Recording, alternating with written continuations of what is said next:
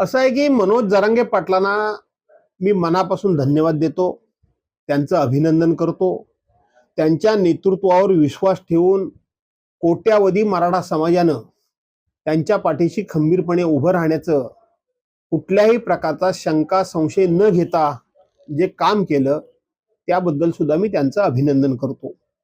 त्यांना आज जे काही त्यांच्या प्रयत्नांना यश आलंय ते यश आता सत्यामध्ये उतरलं पाहिजे आणि ते सत्यामध्ये उतरावं याची आम्ही वाट बघतोय.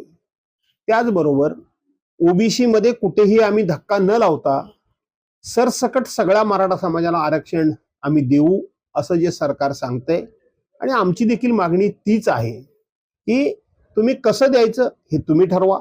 ईडब्ल्यूएस मध्ये 10% वाढ करून कुठल्याही समाजाचं आरक्षण न घेता तुम्ही आरक्षण जर ते दिलं तर कुठल्याही समाजामध्ये मतभेद निर्माण होणार नाहीत, वाद होणार नाहीत. ऑलरेडी ईडब्ल्यूएस अंतर्गत केंद्र सरकारनं 10% वाढीव आरक्षण दिलेलंच आहे.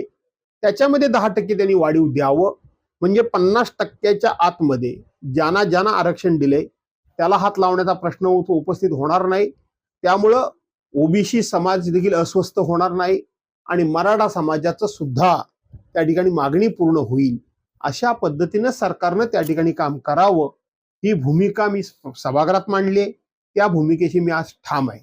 त्यामुळे इतर कोण काय बोलतायत, भुजबळ काय बोलतायत किंवा राणे काय बोलतायत याच्याशी मला काहीही देणं घेणं नाही. सर, सरसकट हा जो शब्द आहे त्या शब्दामुळे कोकणातील मराठा समाज संभ्रमात आहे आणि त्यामध्ये विरोधाची देखील भूमिका घेते. तुम्हाला काय वाटतं की ह्या आरक्षणाचा ह्या ज्या जाती बदलण्याची जी भीती वाटते ह्या लोकांना, तर त्याच्यावरती तुम्ही काय सांगता? सरसकट ह्याच्यामध्ये जात कशी बदलली जाईल? सरसकट जात कशी बदलली जाईल? सरसकट ह्याचा अर्थ कुणबी प्रमाणपत्र नाही. कुणबी प्रमाणपत्र हा विषय वेगळा आहे. कुणबी समाजाचं प्रमाणपत्र घेणं हा विषय वेगळा आहे आणि सरसकट हा विषय वेगळा आहे. त्यामुळं कुणबी प्रमाणपत्र घेणं न घेणं हा ज्याच्या त्याच्या मर्जीचा भाग आहे. परंतु ज्यांनी घेतलं त्यांना कशातून आरक्षण मिळवावं ते त्यांनी मिळवावं, परंतु उरलेल्याला देखील आरक्षण दिलं जावं त्याला सरसकट म्हणतात. त्याला कुणबी प्रमाणपत्राचं आरक्षण म्हणत नाही. त्यामुळं सरसकट या शब्दाची व्याख्या निराळी आहे.